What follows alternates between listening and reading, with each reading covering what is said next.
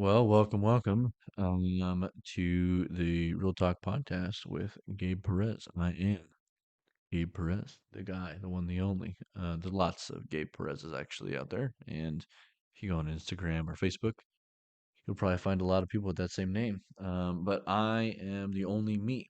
Praise the Lord for that, because the world does not need a lot of me. It's too many me. I don't know. That's kind of weird, but anyways, um, yeah, actually doing a little bit of a solo podcast right now. It's been a while since I've been able to do one.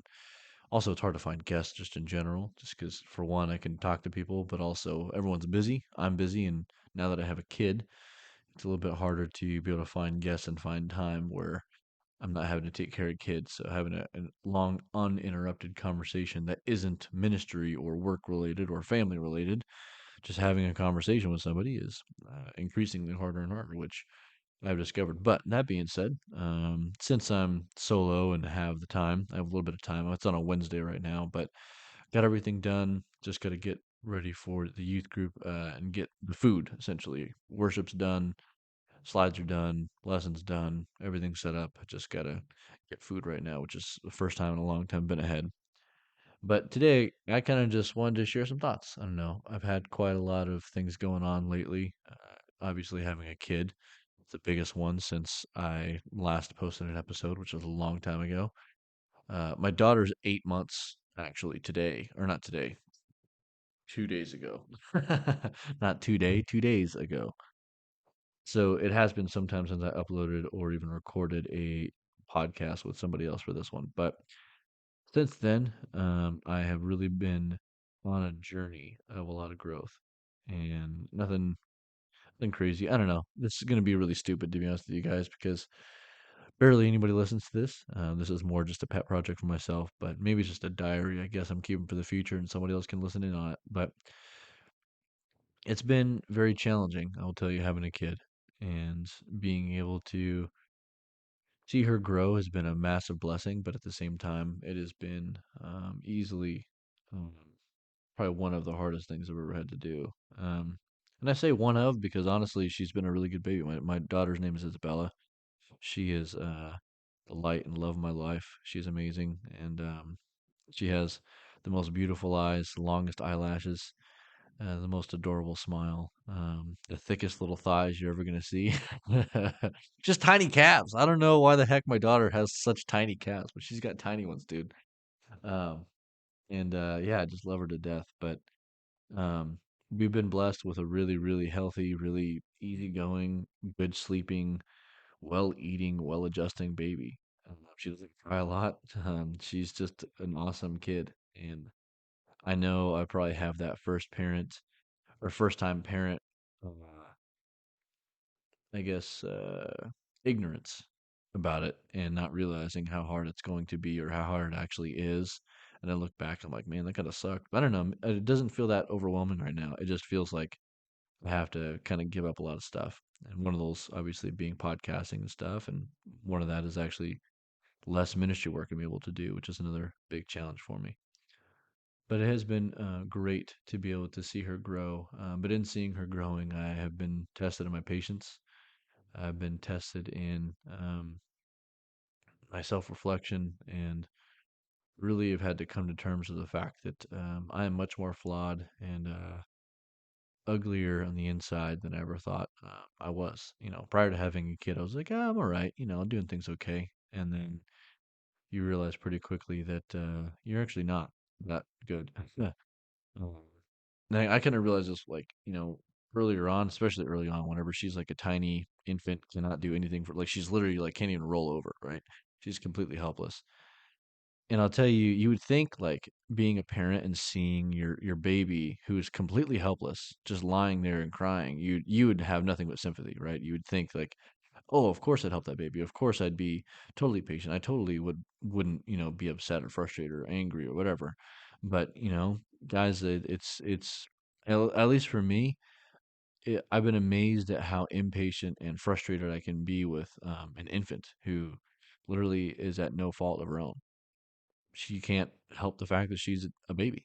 She can't make herself do anything or do anything for herself. She just is as she is. And you would think, especially as her father, that I wouldn't be frustrated with her when she's so small. But you find yourself when you're tired and you've been up all night and you got to deal with a dog, and as a husband, my wife's dealing with physically recovering and emotionally recovering and spiritually recovering from having a baby, and so you got to kind of step up to the plate and start handling stuff, and then you realize, like, man, I am not that patient at all. um, and so just finding balance as well has been hard. So seeing the ugly reality that oftentimes we don't really understand our shortcomings until we have a mirror hung up to our face and we get to see a little bit more of who we are. And so for me, it's been hard to kind of understand and really self reflect during this time about really who I am and the things that I really have to deal with, which is a lot. Um, but it's also been really good. Um, Babies don't have kneecaps. I don't know if anybody knew that, but they're literally not born with kneecaps. Like, babies are born without them. And if you feel a tiny child when they're crawling around before they start walking, if you just run up to a random baby in public, which obviously is always a good idea, public service announcement, um, and just feel their like knees or their joints where their knee is supposed to be, or their knee is, they don't have a kneecap. They're born without it, and they grow them later on, which is probably the weirdest thing ever. But at the same time, they like, I don't know, like, it's kind of weird. They're like, they grow more organs like in the first few months of their life. Like, they like their organs are only so big, and they're just like slowly getting bigger inside of them, which is just wild to me. That's why, like, little tiny newborns, like, sometimes they poop all the time, and then, like, as they get older, they poop less often.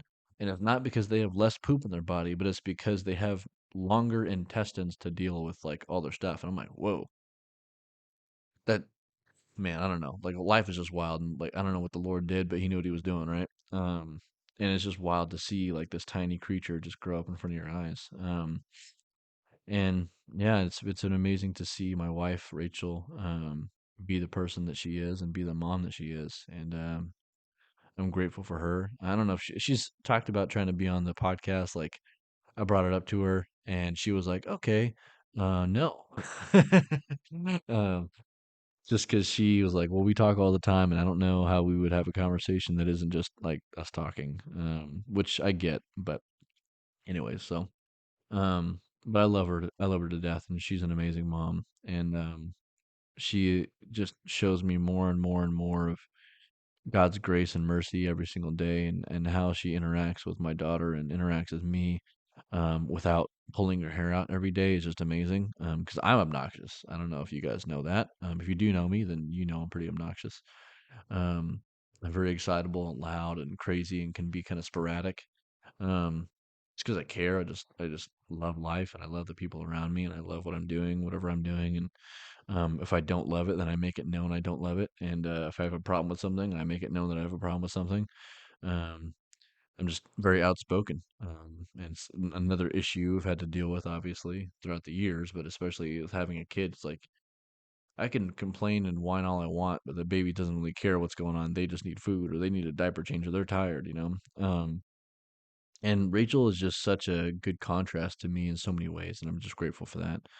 Um, So yeah, and also, I don't know if anybody has ever looked into it. If you have, it's great for you, and I hope you do. If you haven't, but I've been looking a lot into like communism, and it sounds interesting. I'm not saying like I'm wanting to be communist at all, but I'm just curious about the origins of it and kind of how the heck that stuff just spread. Mostly because I clicked on a random YouTube video, found on the YouTube algorithm to catch that one thing that you never thought you'd ever look into. It gives it to you, and then you deep dive into a rabbit hole. And my rabbit hole was Chinese history. uh, no idea why. My rabbit hole was Chinese history, and it was quite the exploration, I should say. And a big part of it, like, when I, learning in like kind of more, by the way, if you guys didn't know, like, China as we know it today is like very young, like extremely young. Like, it's a very old country, but like what it's established as today, like the borders it has and like the government that it's been running under is fairly new. Like, really, it wasn't unified completely in all its territories until like the 40s because of Mao and like the Communist Party. But like, they were so segmented and segregated and like broken up, especially after, like before the world wars, especially, but like, World War One and Two, they kind of started to get some unity and stuff, but there was still like warring factions and stuff that was going on. And then like there's like a million famines all the time in China that I just did not know about. There always is a famine all the time. Um, and so, anyways, like then the communists just took over. But as they're like going through, like, oh hey, Mao, this other person, there's listing off these communist leaders who kind of started off all this different governmental structure in China, and they kept referencing them going to France and then them learning about anarchy and communism in France and how France had become like a center of communist education essentially. And I was like, what are you talking about? Like France isn't like communist. Like, what are you talking about? Like, how is that where they learned about communism? Why is that like a hotbed for it? And then that led me to study more French history, which essentially led to, World War One, World War Two, and also just kind of very, very brief, like 1800s history in France about all the revolutions that they had had and how the people were super upset with their monarchs and all these governmental people, and the people were just got fed up with everything. And at a certain point, there was the Commune of Paris, which really was not communist at all. And it's when you look at the details of it, it really was not actually all that communist. It had some socialist structures that they had made, but essentially the people of France, or in Paris, I should say, people of Paris were surrounded by a Prussian army, and they basically laid siege to it, to where the people were just in the city, barricaded for months, just trying to survive. And in this like small, isolated, like part of, I mean, the country is really, I mean, it's a massive city, obviously, but the people in the city themselves kind of made a small country during that time. And they're like, hey, we got to get something going. And so there was a commune of Paris that had been voted in. And they're like, well, let's start doing some like reforms to our government and the way we're running things just while we have a chance. And so they started implementing some socialist ideas, but communism really kind of get its root in, hey, like the government controls the banking system, the housing system, the farming system, controls labor, controls every like top down, like in the door and out the door, government controls everything. And so the Commune of Paris essentially they kind of had some like left leaning well, I mean the whole like government that was voted in, I think it was 92 representatives, and almost all of them were kind of left leaning, but most of them, whenever they had the meeting, only about two-thirds of them showed up. So it was like, okay, so they started this little government within the city. They had these 92 representatives, and like only 60 showed up for the first meeting, and they had a few other meetings that were after that, but less and less people started showing up, and so a good portion of them were like various branches of leftist government ideas. But they weren't all communist and they weren't all unified on what they really wanted to do. And so there was no actual plan. They were just like, hey, we need some kind of social reform. So let's do this. And that led to them trying to try out these different socialist ideas. But everyone outside of Paris that saw these things and looks back on it, they're like, oh, that was communism at its finest before the Prussians came in and took them over, which is kind of a falsity, but it nonetheless, even if it wasn't actually that, people turned it into that as a beacon of, hey, communist like ideals, and hey, look to the Commune of France, oh, or Commune of Paris, right? The Paris Commune, however you want to say it. Um, so, anyways, because of that, they're like these revolutionary ideas, these leftist ideas, these like, revolutionary anarchist and communist ideas about running a country and running a government kind of got a hotbed there because it was just fresh on their mind, fresh in the air, and something that people really wanted to know more about. And so these people that were educated in Paris, like Mao and some other Chinese people, ended up learning about that, going back to China, and they were like, hey, I learned about something really crazy. It's called communism. Let's overthrow the government and take that land back and give it to all the poor people. And all the poor people were like, heck yeah, banana bread. Just kidding. But yeah, and it was kind of this wild thing, and so that's kind of how the origins of communism kind of spread into that thing, from my understanding. It's a lot more complex, and I'm skipping over a ton of details. But it was just kind of interesting to me, and then I started looking into like the results of communism in a lot of different countries. And I always hear about how bad communism was, and da da da da, da, and a lot of it's like Western kind of rhetoric against it, just because we're like, oh, we're America, we're a democracy, da da da da da. And I get that we have a large bias in our education system that we just don't like actually share to anybody. But when you look into communism and the results of it, pretty much everywhere, and it's really rough. It is like so bad.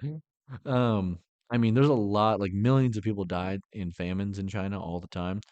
But whenever the communists took over, it got really ugly, like really ugly. And not only people died of like famine, but people died of just like pure violence of like having to force people into this governmental structure that they voted some people into power. And those people in power kind of forcibly made everybody fall in line with the thing that they agreed to, even though people were like, hey, I kind of changed my mind. And they're like, too late, here's a gun in your face. If you disagree, you're either going to go to a, camp where we're going to re-educate you, or you're going to die on the spot. Um, so it's kind of just this wild, like, I don't know, this past week has been a very interesting education in world history in specific parts of the world, but just how, you know, like in China in like 16, 17, 1800s, there's like the Europeans and like the US, and even like even like people, I don't know, just like all these different like foreign countries having all this say in what China was going on, what was happening in China, or the land of China that we know today. It's just wild, and how many factions were fighting with each other, and how it's just so divided. And this military group controlled this area, and this other military group controlled this other area, and they had different rulers, and then they signed peace treaties, and then they had a conflict with somebody else, and then like there's no like unified like country of China as we know it. Like the US, we got all these states, but like we're all United States, right? We don't have like territories that are control, like Texas isn't controlled by its own militia, and then New Mexico has its own militia. And if there's a something happening in the country that we need soldiers, the militias like it's like so in China it was kind of like they had their own militias for each little state, and if there's a big problem the country is facing, they wouldn't send people from all the militias. They would just say, "Hey, if it's in your area, you just go take care of it," and that's it. And so people weren't unified at all. There was no like single military. There was no single ruler. There was no single thing where everyone was always like, "Hey, heck yeah, we're behind you. This is gonna be good." And so it just ended up being really chaotic for a long time. Yeah, it was just a random YouTube algorithm that ended up just getting me down this long rabbit hole about learning about communism and learning about the history of China. I gotta say, it really kind of scares me. I get kind of freaked out thinking about where the U.S. is at right now, and I think there's a lot of people that know enough about communism now to like really fight back against it. But it also is concerning seeing the way that the government is running things and how things are going with society, and how we kind of are just heading in a very like volatile direction. It's because I mean we have to recognize like people chose communism during that day because the systems that were in place were creating vacuums of wealth, and the wealth was going straight to the top, and there's so many, the massive people at the bottom weren't getting enough to survive. And I know it's not nearly to the same degree, but like there's so many people that are in the US and just in Western countries in general that are suffering from that same type of thing, where it's just this massive vacuum of wealth going straight to the top.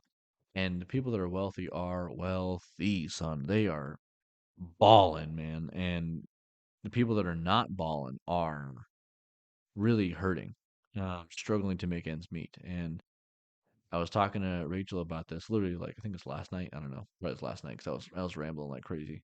But um, how I could very easily see how young people today. I mean, I'm one of them. I'm in my 20s, guys. I'm not that old, but like I can see how people in this day and age, especially young people, are more interested in communist ideas and socialist ideas, because the systems that we have now are not serving the mass people to the best of what it can give them. And unfortunately, it leads people to say, hey, I kind of am tired of this governmental structure. Let's go to a different one. Because that's exactly what happened in China and Russia and Venezuela and Cuba and all these different places where they said, we're going to have a communist utopia. And it just turns into a bloodbath. And as much as I hate the way that there's the inequality in our country, specifically the US, and as much as I hate the fact that Rachel and I are kind of in that same boat of not really being able to afford much, despite both of us having full time paying jobs. Um, we can't afford a house. And there's not even a chance we're gonna get a house anytime soon. I actually posted on my Instagram story today.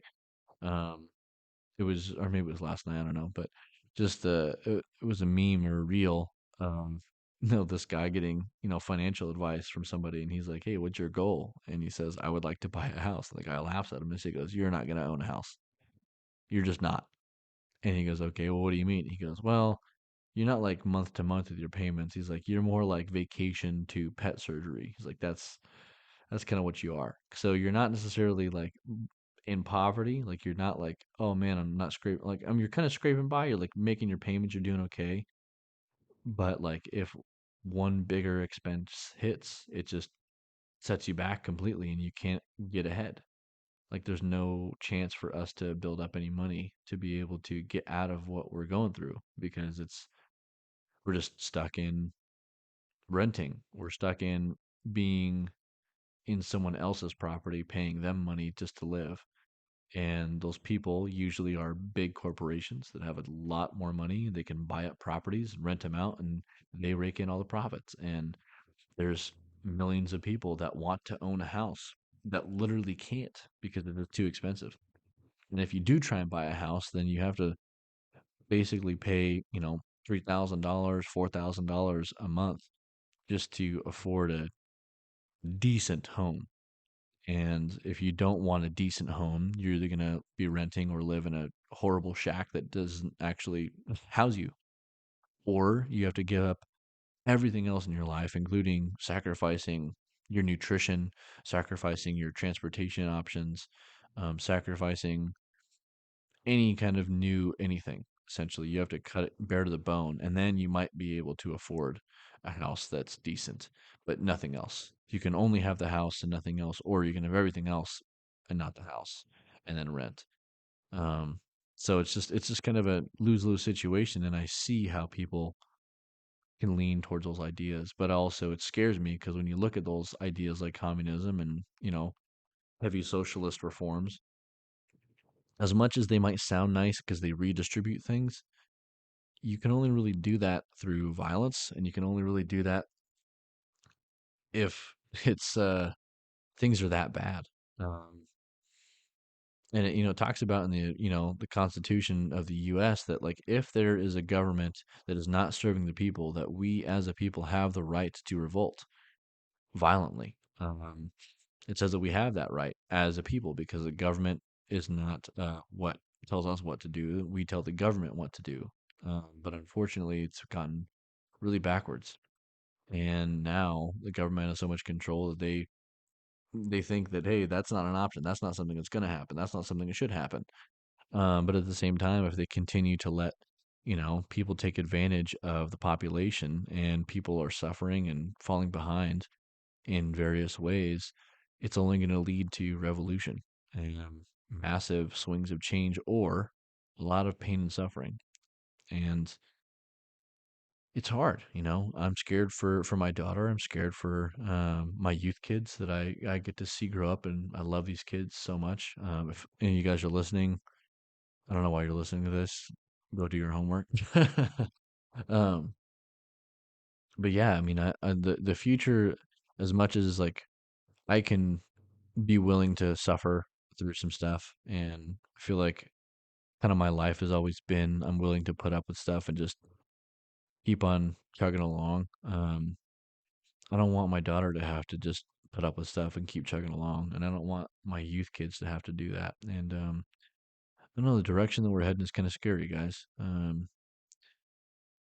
maybe you feel the same way, maybe you don't. And obviously, you can probably look into, communism and China and all that jazz yourself if you feel so inclined. Um, but it is just an interesting dynamic to kind of walk through and look at. Um, but yeah, spiritually, guys, I'm gonna tell you, it's been a journey. I am looking at a lot of things in the future. Obviously, it's still gonna be ministry for a while, but post this job, I can't be in youth ministry forever, so I'm kind of thinking about what am I going to do after youth ministry. Um, and maybe that's in 3 years, maybe that's in 5 years, maybe that's in 10 years. I don't know. At 10 years, I better be getting out of youth ministry because I'll be old as dirt. But whatever the case may be, I'm just looking towards the future and trying to figure out what is the Lord calling me to. So, and I think there's a lot of people in their 20s that are just trying to figure that out. You're like, hey, I'm 24, 25, 26. Like, I'm kind of getting to that point where I kind of need to start figuring stuff out. I need to get my stuff together. And I'm older than that, but I'm not 30 yet. So I guess I'm not that old. Yeah. But that doesn't mean I can't start thinking about it. Doesn't mean I shouldn't be thinking about the future and getting myself set up to be able to have that in my 30s, hopefully. I don't know what that's really going to be, and I don't know what it's going to look like, but definitely something I've been praying about. And really, something the Lord's been just putting on my heart is just being consistent and remaining faithful in all areas of my life. And I think whenever I can do that consistently for a long time, because honestly, guys, it's hard. It's hard. I do ministry all the time. Obviously, I'm reading my Bible and studying and all these different things for these lessons and talking to kids and their families about stuff they're going through and praying with them and praying for them. There's a lot of spiritual things that are happening in my life just for my job. And obviously, I love it, and that's what I do. I do it with intentionality, but being consistent for myself and my own walk, and not just thinking about my daughter, or thinking about my wife, or thinking about my youth kids, but thinking about me. And if I can be consistent in that, I think the Lord's going to start showing me more and more of direction that I need to be going. And I feel like He has a little bit right now, and it's not something I'm going to share right now because I don't want to just put it out there and then it's not really going to happen. Not because I'm afraid, but it's more just I'd like to actually get something concrete. You know what I mean? I'm not going to put something out that's not set in stone. So, um, yeah, but I'm just kind of exploring that option right now. It is December and it is cold, and I'm sitting in a youth room that's getting darker and darker as night is going on. I have about an hour and 50 minutes before my kids get here. So I am actually going to sign off. I'm going to post this episode today. And yeah, I mean, if any of you guys have me on social media or don't have me on social media, if you have my contact information, this podcast is reaching very few people and I don't really care. But if you do have my information, you do know where to find me. You ever just want to have some prayer requests, anything like that, or if you ever just feel like maybe you're alone and you're struggling, whether it be like mentally, emotionally, socially, spiritually, I'm here for you guys. And whoever's listening to this, whether you're a Christian or not a Christian, just want you guys all to know and remember that Jesus loves you. Jesus has died for you. He wants nothing more than just to have a relationship with you. And I hope that you guys, wherever you're at, can hold on to hope to whatever degree that you might need it. Sometimes you need a whole lot of hope and you feel like you have none. And sometimes life is good and you're like, yeah, I don't need hope right now, man. I'm good. But I think it's the hope that the Lord really gives us through Jesus that carries us through all things, whether we're worried about the future of communism, worried about the future of the U.S., whether we're worried about our kids or our jobs or college or our friends or our parents. In the end, God's got us and He's in control. And above all, He's the one that we can look to for hope. So, yeah. But if you guys want a little bit of extra encouragement, any extra hope in your life, reach out to me. Talk to me. I'm not going to put my information out directly on this because, sucker, this is the internet. But yeah, I do hope that you guys can all reach out to me if you need it, if you guys need some encouragement, or even just want someone to talk to. So that's all I got. Deuces.